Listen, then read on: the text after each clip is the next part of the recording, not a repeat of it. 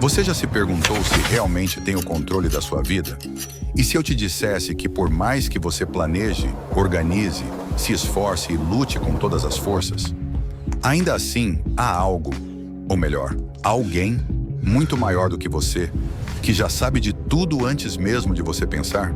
Imagine o seguinte: um voo perdido que mais tarde você descobre que sofreu um acidente. Uma porta de emprego fechada que parecia ser o fim, mas que deu lugar a uma oportunidade muito melhor. Um relacionamento que desmoronou só para te abrir os olhos para quem você realmente é. Você já passou por algo assim?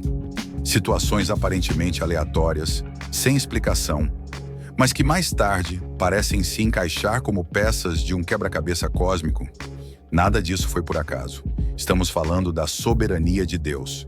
Se Deus é realmente soberano, ou seja, está no controle absoluto de tudo, então o que acontece com o nosso livre-arbítrio? As nossas escolhas têm algum peso? Ou tudo já está determinado? Essa é uma das questões mais desafiadoras da fé cristã. E é exatamente por isso que precisamos falar sobre isso agora. A soberania de Deus é um dos pilares mais profundos da teologia cristã. Ela é reconfortante, mas também pode parecer desconcertante. Vamos começar pelo significado básico. A palavra soberania vem do latim superanos, que significa aquele que está acima de tudo. No contexto de Deus, isso significa que nada acontece fora do seu conhecimento, controle ou permissão. Em outras palavras, Deus governa o universo com autoridade total. Ele conhece o fim desde o começo.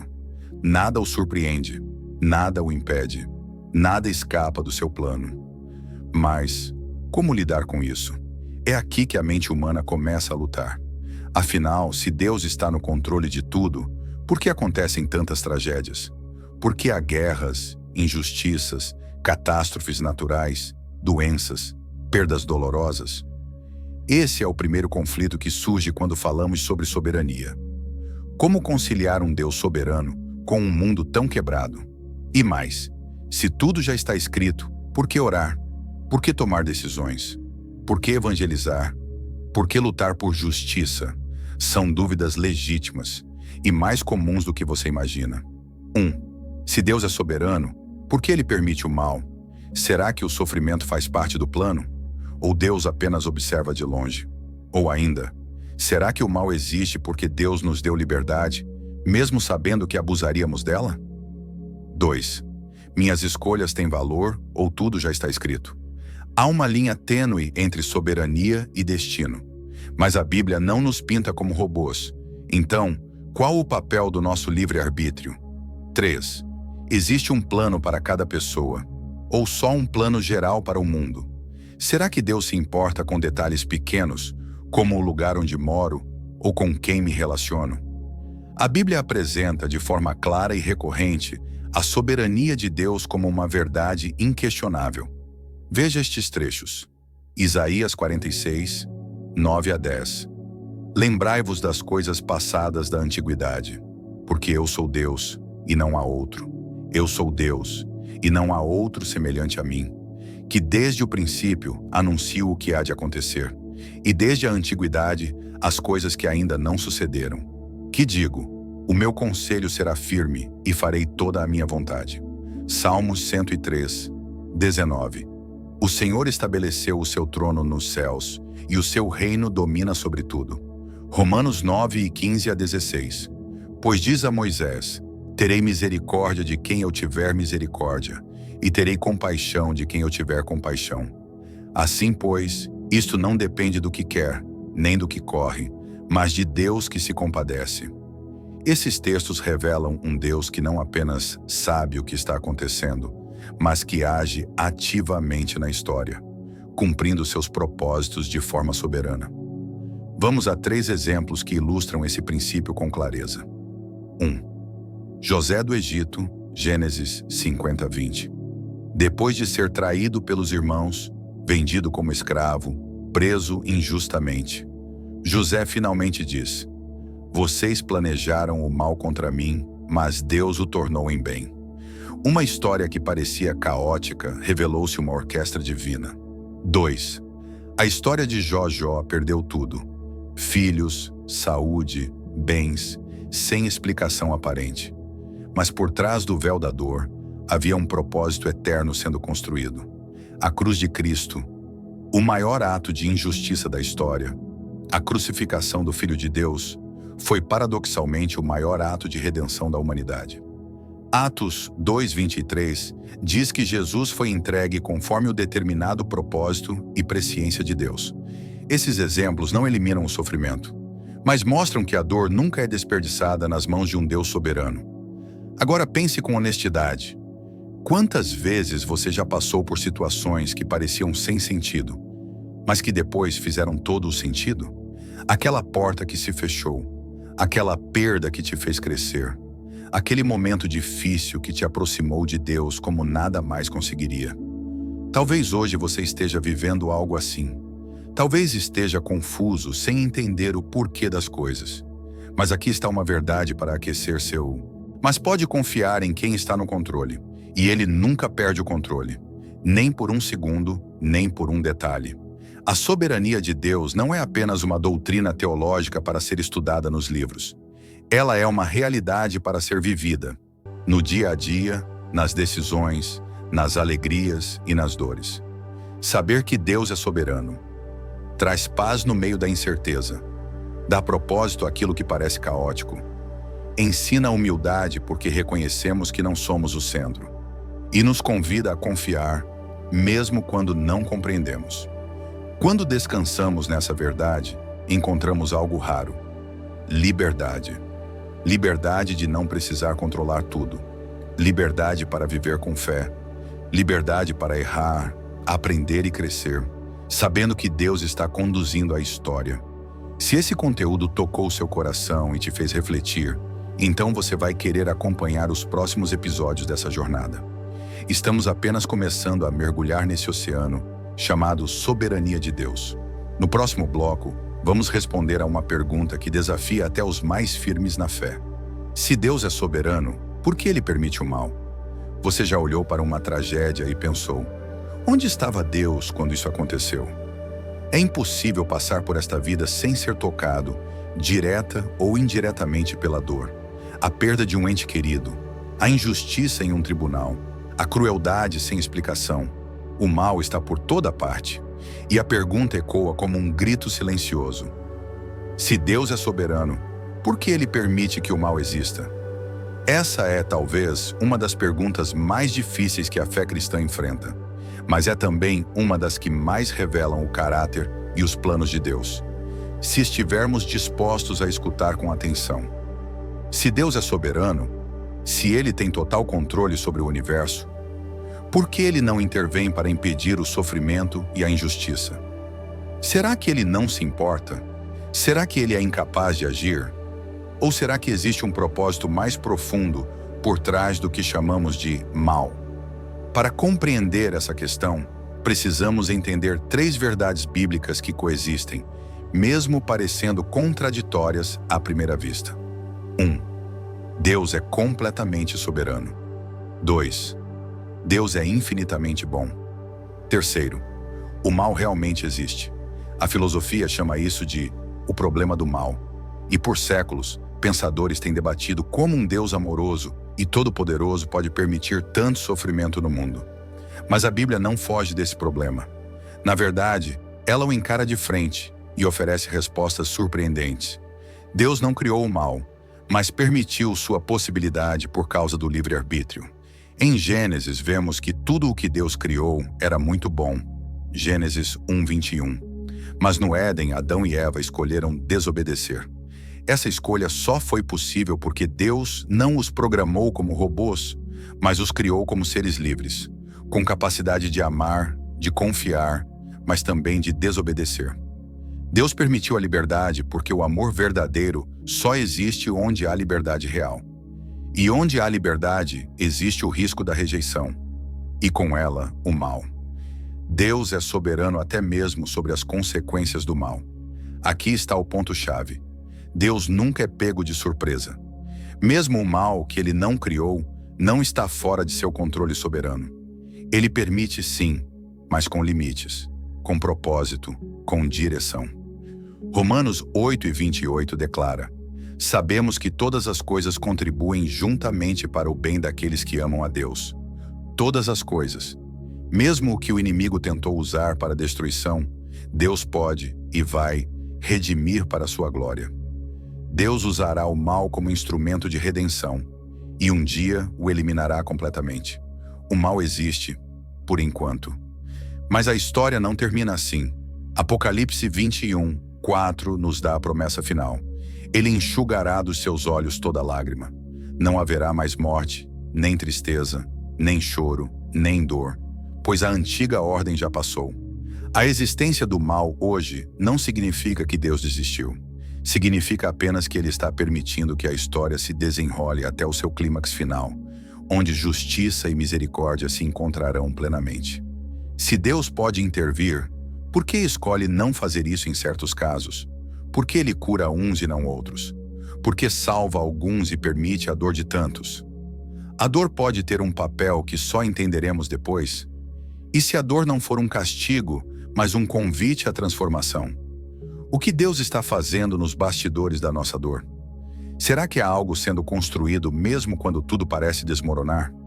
A Bíblia está repleta de textos que mostram que o mal existe e que Deus o usa com propósitos eternos. Isaías 55:8-9. Os meus pensamentos não são os vossos pensamentos, nem os vossos caminhos, os meus caminhos. Gênesis 50:20. Vós, na verdade, intentastes o mal contra mim, porém Deus o tornou em bem. Romanos 5:3-5. A tribulação produz perseverança. A perseverança, experiência. E a experiência, esperança. Esses textos não negam a dor. Eles a colocam numa perspectiva maior. José do Egito vendido pelos irmãos. Esquecido na prisão. Injustiçado. Mas se tornou o governador que salvou povos da fome. Deus estava lá, mesmo quando tudo parecia perdido. Jó perdeu filhos, bens e saúde. Questionou, chorou, mas ao final reconheceu. Antes eu te conhecia de ouvir falar, mas agora os meus olhos te veem. A dor o levou a uma intimidade com Deus que ele nunca teria de outra forma. Jesus na cruz, o maior mal já cometido, matar o Filho de Deus. Mas foi exatamente ali que Deus executou o maior ato de amor da história. A cruz, instrumento de tortura, se tornou símbolo de esperança. Você já sofreu injustamente? Já passou por momentos em que sentiu que Deus estava em silêncio? Talvez você esteja nesse exato lugar agora. Mas aqui está uma verdade poderosa. O silêncio de Deus nunca é ausência. A dor que você sente pode ser o cenário onde Ele está escrevendo o capítulo mais importante da sua história. Pode ser que hoje você chore, mas amanhã talvez você entenda. E quando entender, você verá que Deus nunca saiu do trono, nem por um segundo. A soberania de Deus não elimina o mal imediatamente, mas também não o deixa sem sentido. Deus não explica tudo agora, mas Ele garante que tudo terá um propósito. Mesmo aquilo que hoje parece incompreensível. Por isso você pode confiar em Deus mesmo na dor. Orar mesmo quando não vê resposta imediata. Seguir mesmo quando não entende o caminho. Porque Ele sabe o que está fazendo. E um dia você saberá também. Você já orou com toda a sua alma e mesmo assim não recebeu resposta? Talvez fosse por cura, reconciliação, salvação de alguém ou simplesmente por alívio em meio à dor. Você esperava um sinal, um milagre, uma resposta clara, e tudo o que ouviu foi o silêncio. E então veio o pensamento incômodo. Será que Deus me ouviu? Será que Ele se importa? Se Ele é soberano e é bom, por que não atende ao clamor sincero de um filho? Essa é uma pergunta que incomoda, mas também pode transformar. Se Deus é totalmente poderoso e infinitamente bom, por que Ele não responde a todas as orações, especialmente as que parecem tão justas e urgentes? Será que existe uma falha na nossa fé? Ou será que há algo muito maior em jogo que ainda não conseguimos ver? A oração é uma das maiores dádivas que recebemos de Deus. É o canal pelo qual nos conectamos com o Criador do Universo. Jesus nos ensinou a orar. Os salmos nos mostram a intensidade da oração e os apóstolos viveram isso intensamente. A Bíblia diz: peçam e lhes será dado. A oração do justo é poderosa e eficaz. Tudo o que pedirem em oração, crendo, receberão. Mas então, por que tantas orações sinceras parecem não ser atendidas? A resposta está em algo que poucos querem ouvir, mas que liberta. A oração não é uma ferramenta para dobrar a vontade de Deus, mas para nos alinhar a ela. A soberania de Deus molda a forma como Ele responde à oração. Deus ouve todas as orações, sim, mas Ele responde segundo o seu plano eterno e não segundo a nossa urgência ou expectativa emocional. Veja o que diz 1 João 5,14. Esta é a confiança que temos. Se pedirmos algo segundo a sua vontade, Ele nos ouve. O ponto central não está na intensidade da nossa fé, mas na conformidade com o coração de Deus. Nem toda oração não respondida é um não. Pode ser um espere ou um tenho algo melhor. Deus enxerga o todo, enquanto nós vemos apenas uma fração. Você pode estar pedindo algo que parece bom, mas Deus sabe que, no longo prazo, vai te afastar dele. Ou então, Ele pode estar te preparando para aquilo que você pediu, mas você ainda não está pronto. Deus não está atrasado, Ele está trabalhando. O silêncio de Deus é terreno fértil para a fé, maturidade e intimidade. Algumas das maiores transformações da alma ocorrem quando parece que Deus está em silêncio. Foi assim com Jó, que questionou, mas no fim disse: agora meus olhos te veem. Ana, que chorou por anos antes de gerar Samuel. Davi, que fugiu por anos antes de se tornar rei. O silêncio de Deus não é rejeição, é lapidação. Deus responde à oração, mas sempre dentro do seu propósito maior, o de nos tornar semelhantes a Cristo. Às vezes, Ele responde mudando a situação. Outras vezes, Ele responde mudando a nós. Veja o exemplo de Paulo. Ele orou 3 vezes para que o espinho na carne fosse retirado. Deus disse: a minha graça te basta. Não foi o que Paulo pediu, mas foi o que ele mais precisava. E se aquilo que você quer tanto está, na verdade, atrasando o plano de Deus na sua vida? E se o silêncio de Deus é a maior prova de que Ele está te treinando para algo maior? Será que oramos para mudar o mundo ou para sermos moldados por Deus? Esses questionamentos provocam reflexão e nos preparam para aceitar o não ou o espere de Deus com mais maturidade. A Bíblia é clara. Deus ouve, Deus responde, mas Ele age soberanamente.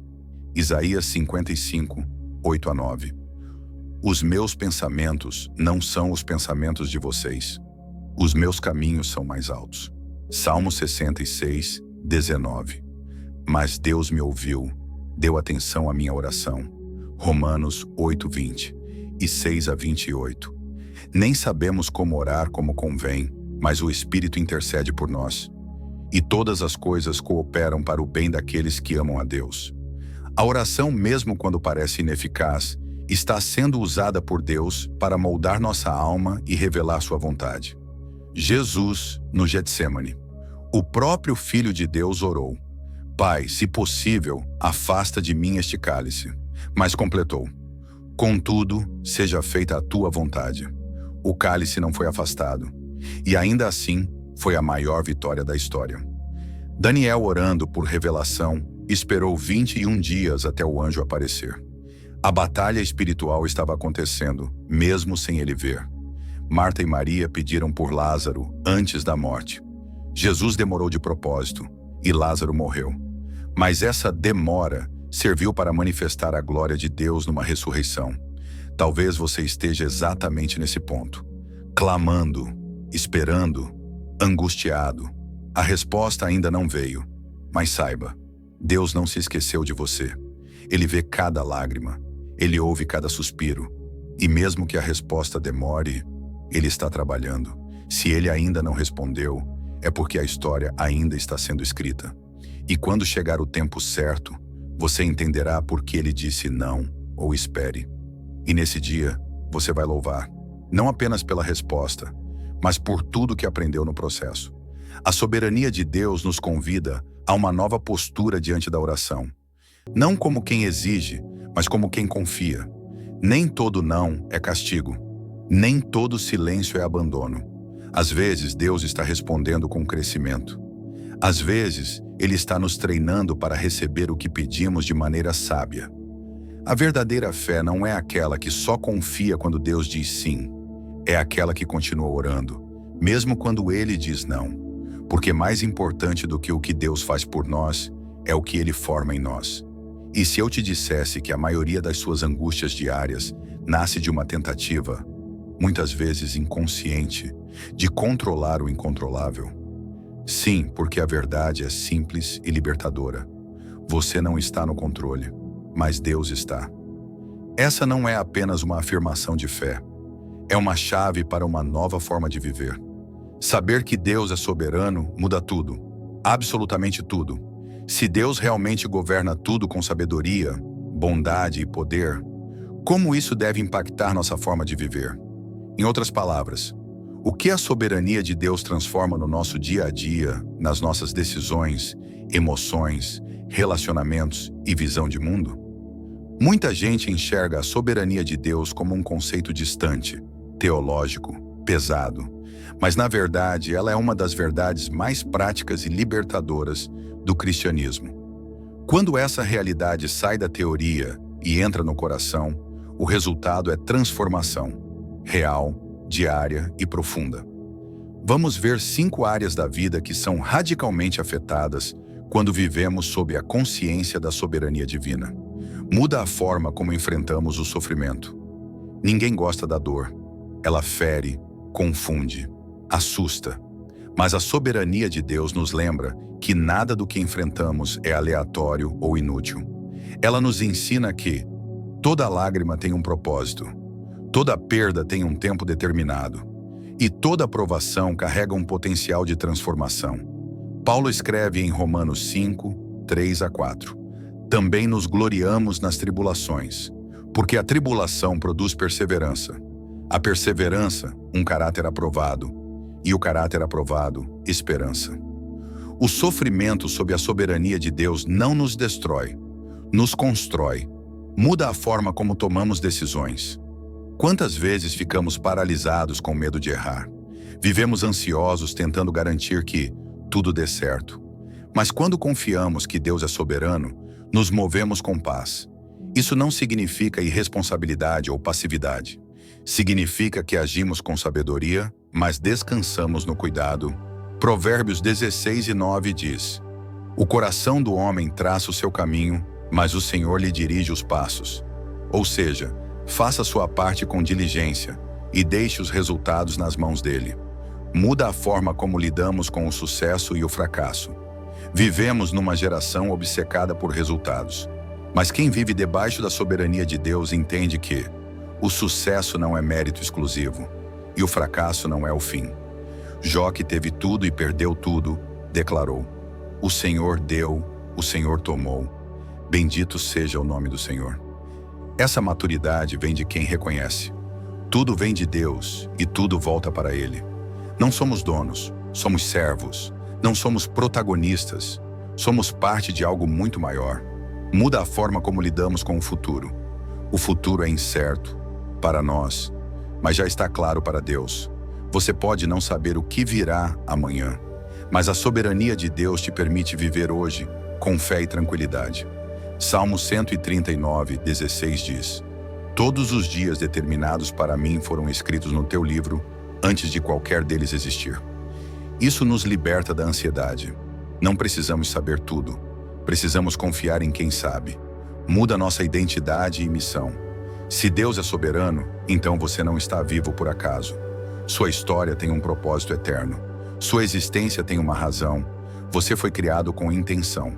Efésios 2:10 diz: Pois somos feitura dele, criados em Cristo Jesus para boas obras, as quais Deus de antemão preparou para que andássemos nelas. Sua vida é parte de um plano eterno. Sua missão não começou quando você a descobriu. Ela começou no coração de Deus. E se tudo o que você chama de acaso for, na verdade, um plano em andamento, como sua vida mudaria se você realmente acreditasse que Deus está no controle de tudo? E se o maior alívio da sua alma estiver em parar de tentar controlar e começar a confiar? A Bíblia está repleta de textos que nos convidam a viver sob a segurança da soberania divina. Romanos 8:28. Sabemos que todas as coisas cooperam para o bem daqueles que amam a Deus. Salmo 46:10. Aquietai-vos e sabei que eu sou Deus. Jeremias 29:11. Eu é que sei os pensamentos que tenho a vosso respeito, diz o Senhor, pensamentos de paz e não de mal, para vos dar um futuro e uma esperança. Essas promessas não são apenas poéticas, elas são a base da nossa confiança. 1. José do Egito traído, vendido, esquecido e finalmente exaltado. Ele disse aos irmãos: vocês intentaram o mal contra mim, mas Deus o tornou em bem. 2 Esther. Colocada como rainha num tempo estratégico, seu tio lhe disse: quem sabe se não foi para este tempo que você chegou ao reino. 3. Pedro negou Jesus, caiu, mas foi restaurado. Porque a soberania de Deus transforma quedas em plataformas. E você? Quantas vezes Deus já transformou tragédia em testemunho? Talvez você esteja cansado. Talvez esteja tentando carregar o mundo nas costas. Talvez esteja com medo do que virá. Mas Deus hoje te lembra: eu sou soberano e você é meu. Você não precisa entender tudo, só precisa descansar em quem governa tudo. Talvez você esteja em uma fase confusa, dolorosa, cheia de incertezas. Mas confie, nada disso é aleatório. A mão que criou o universo está escrevendo a sua história. E essa história tem propósito, direção e final glorioso. A soberania de Deus não é um peso teológico, é um presente, uma âncora, um abrigo. Quando você vive sob essa verdade, você sofre, mas com esperança. Trabalha, mas sem ansiedade. Decide, mas com fé. E vive com propósito eterno. Você entende que não está no controle, mas está nas mãos de quem está. E isso muda tudo. Se esse conteúdo tocou sua vida, compartilhe com alguém que precisa ouvir essa verdade. Curta este vídeo, se inscreva no canal e ative o sininho para continuar recebendo mensagens que edificam e transformam. Deus é soberano. E isso é a melhor notícia que você poderia receber hoje.